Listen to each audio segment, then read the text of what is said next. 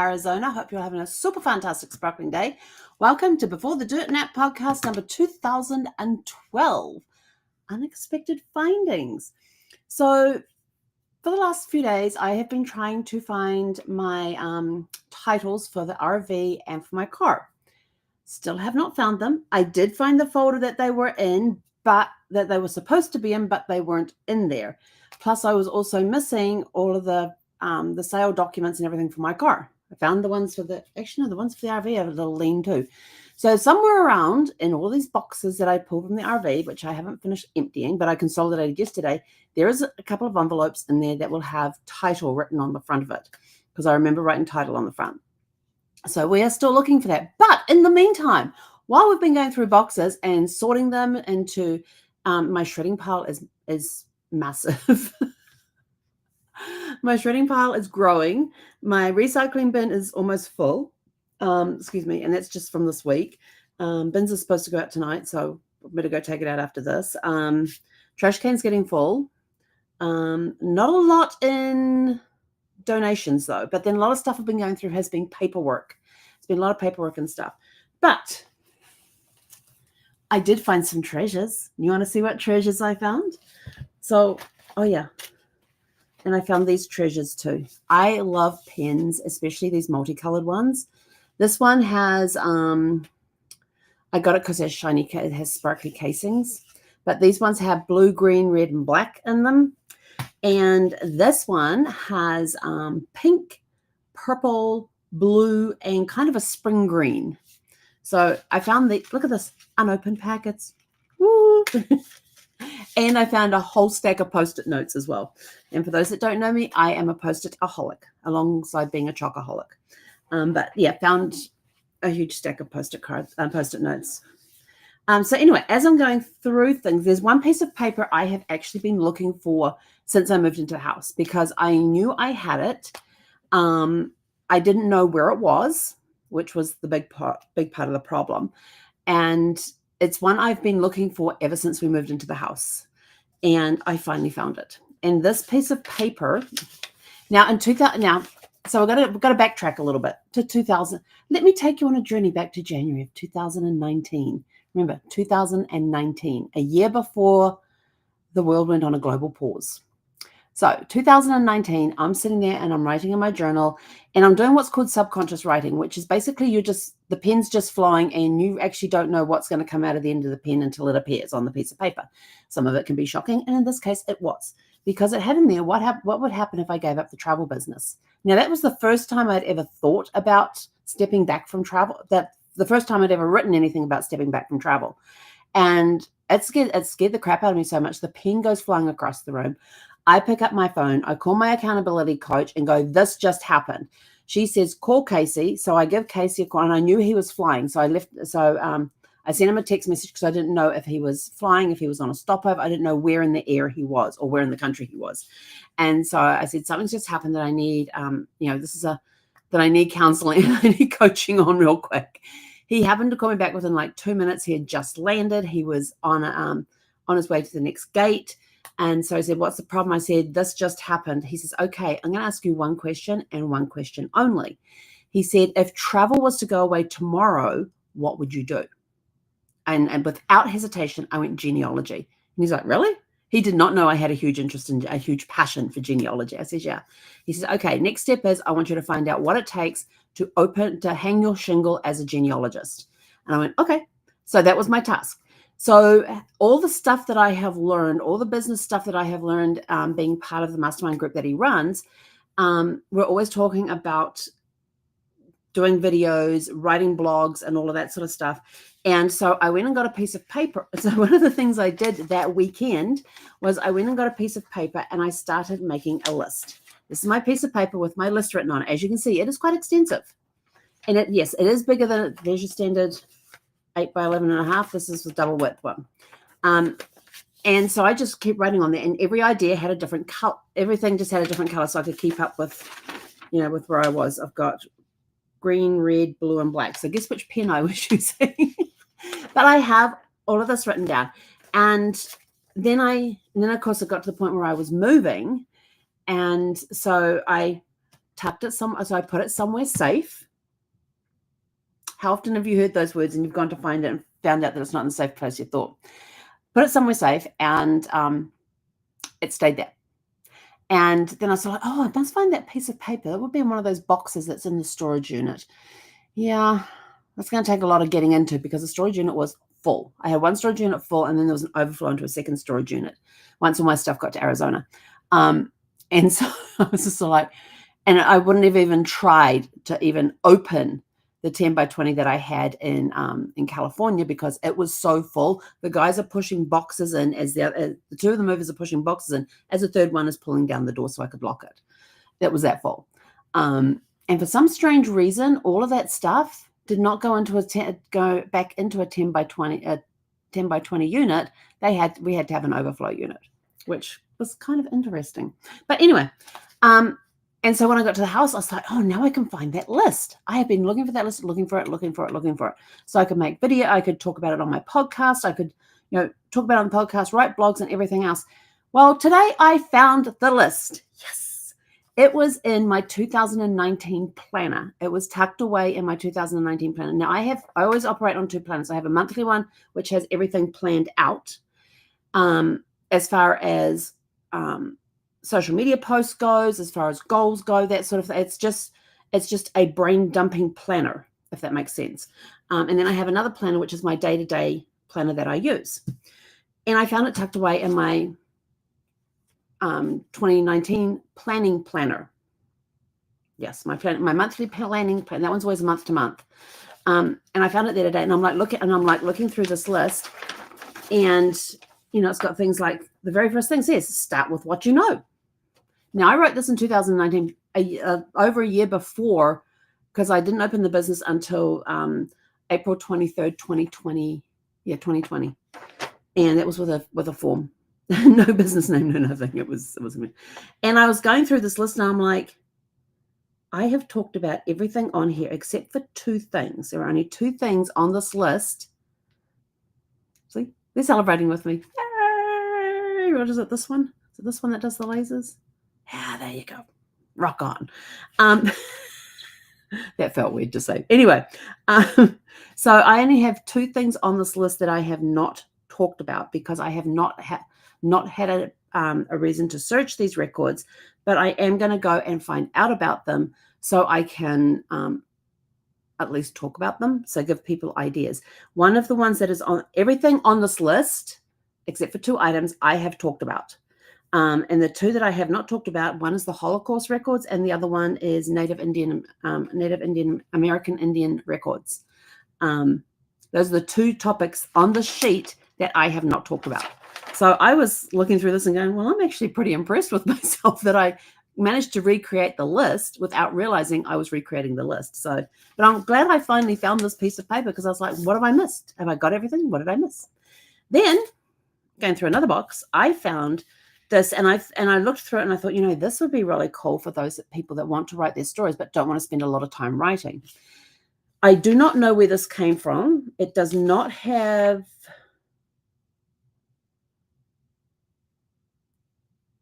or maybe it's something to do with co-schedule. I don't know. But I found this little cheat sheet, work form, whatever you want to call it. It's called How to Plan a Blog Post in 10 minutes so you can write it better and faster, the ultimate checklist. And I was reading through this and I thought, you could use this to write your story. Method number one, keep an idea file for posts. So yesterday we were talking about I didn't bring my little spiral notebook in there, my little spiral notebook that I keep in there, and I just jot down bullet points to remind me of what it is. So you could start your little bullet point thing. You could also use postcards, index cards to keep ideas on. Now there is a system out there on some name that I cannot pronounce that you put that every postcard, every index card, get the postcards out of the brain.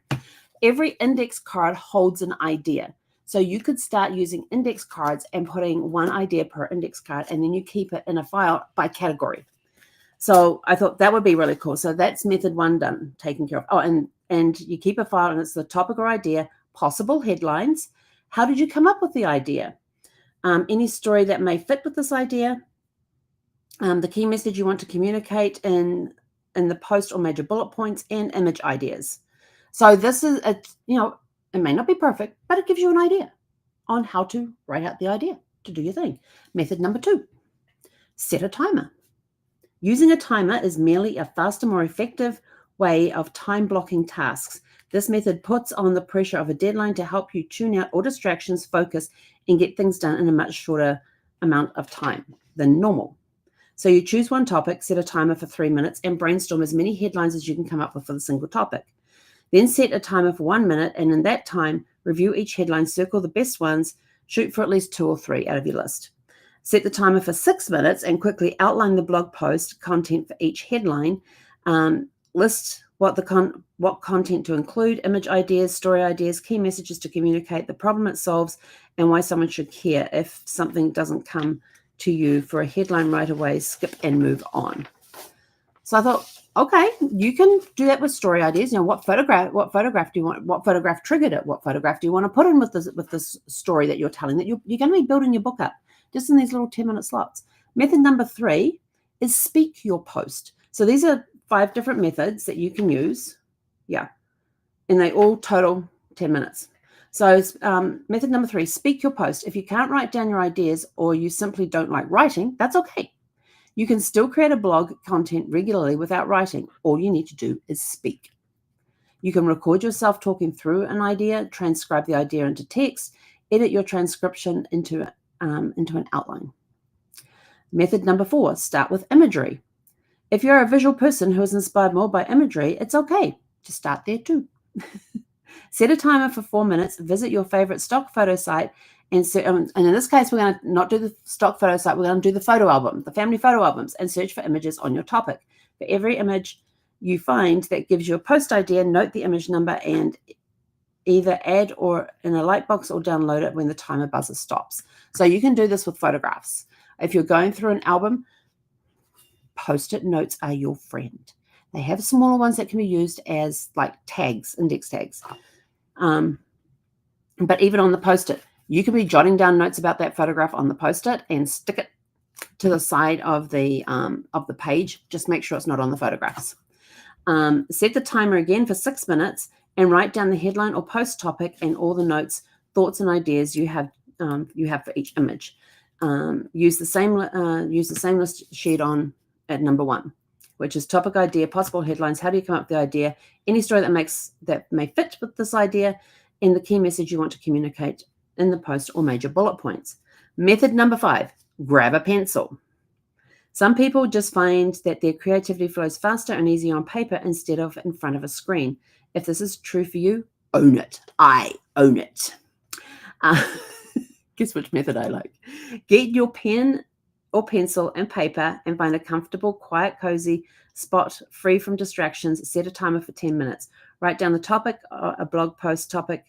Write down the topic, a blog post topic at the top of your paper. They did not proofread this very well. Then write down everything you think of, possible headlines, stories, examples, bullet points, key messages, problems and solutions, resources, and more, right until the timer runs out. Okay, so there's 5 different methods of writing your story in 10 minutes, and it gives you things to focus on, how to come up with ideas and all of that sort of stuff. So keep an idea file. I've started doing my ideas on index cards. So I write the idea at the top, and then I might put some bullet points down here. And sometimes, and these cards are lined on one side and blank on the other. So I may even sketch a drawing on there. I don't know. We'll see when it comes up. So that was that one. Then I came across a very important planner. Now we're talking about writing. Yesterday we were talking about writing your story. Hang on, dry mouth. Okay, yesterday we were talking about writing your story. This is my 2017 planner. This is my day-to-day planner where I would write in things that happened every day. And I suddenly realized 2017 is when Brad passed. So I went in here. I've got the days numbered that he was in hospital. I put in what happened each day and when we were in the hospital, when he was in hospital. So I can go back and recreate the story of his hospital stays and sum them up and everything else. It is all in here. I've got the day he came home and what time he passed in the morning on the day that he passed. I even have about Gus's passing in here. This one was really cool because it had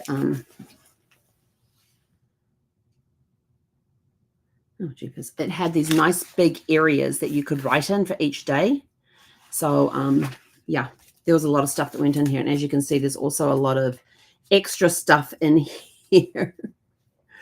Yeah, to-do lists. Yeah. And I've got my the monthly planner, and these ones were just like keeping track where I could see everything in a month and that sort of stuff. Why do I have that there? Oh, interesting. Yeah. It's having to come in on September.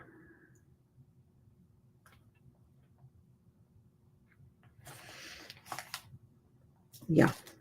So so this is, so I can now go back through this.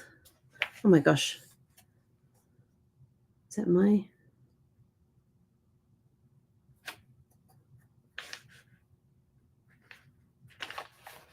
What's this for? I found somebody's itinerary in here. Oh, this is my itinerary?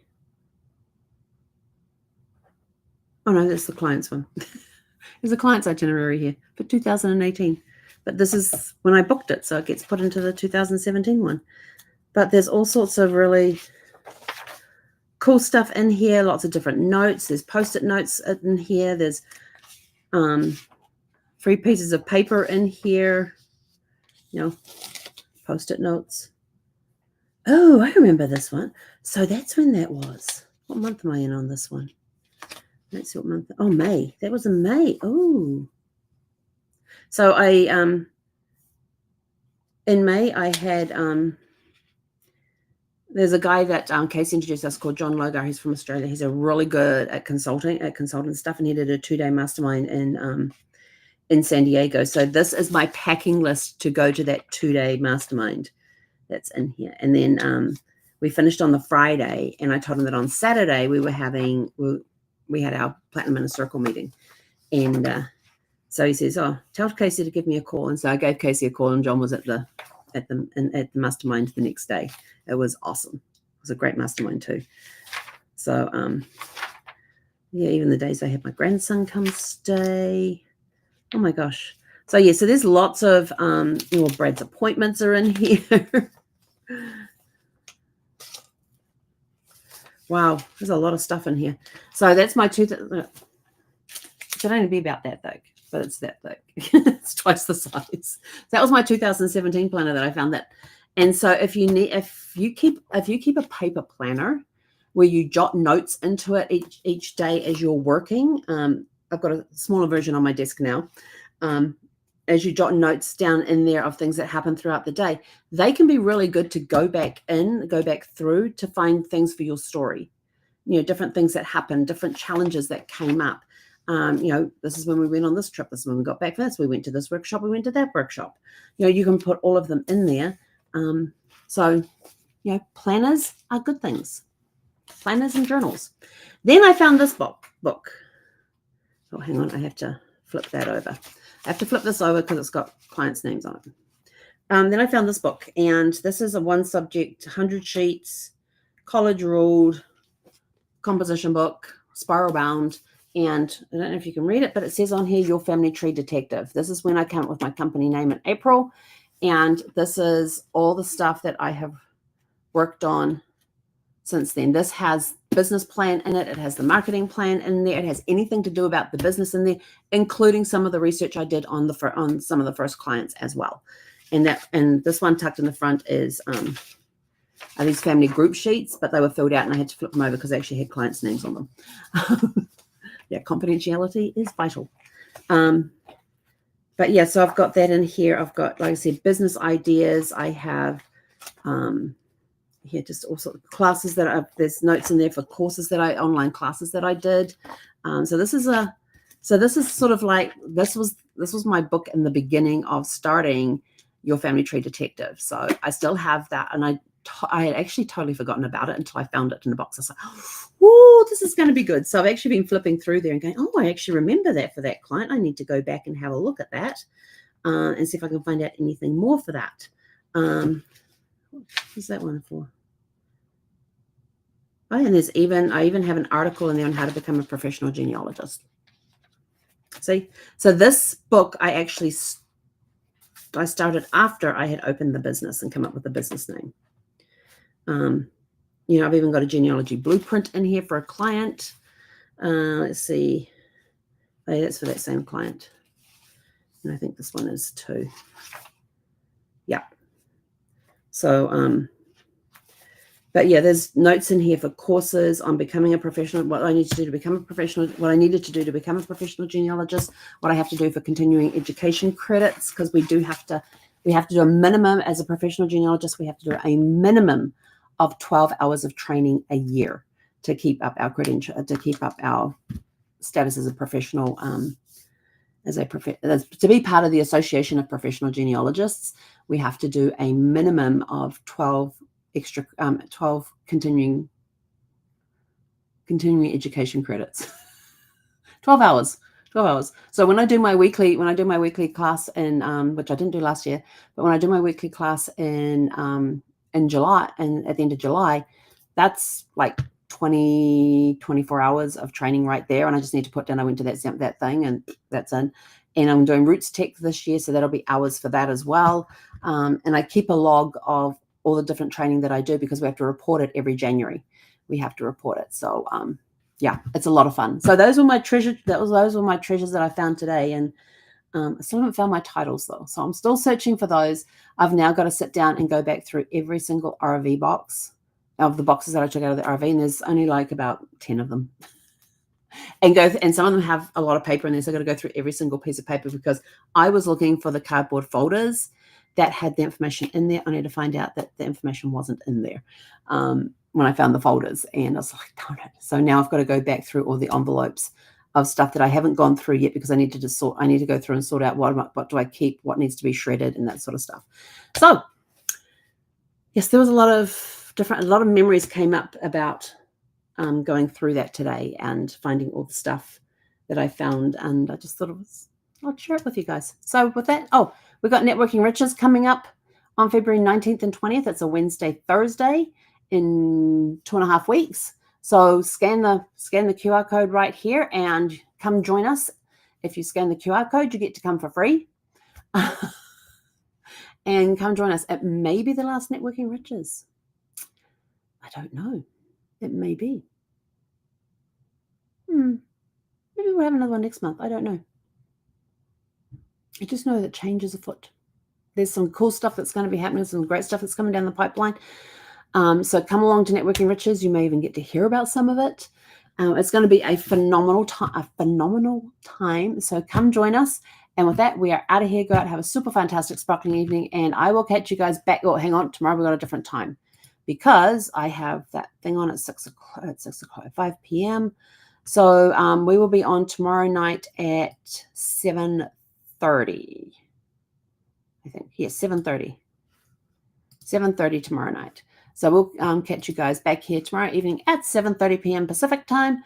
And sorry, that's my time. 6:30 Pacific time. 6:30 Pacific time. We're only pushing it back 30 minutes. So 6:30 p.m. Pacific time. We'll catch you guys back here tomorrow evening. Hey, konera.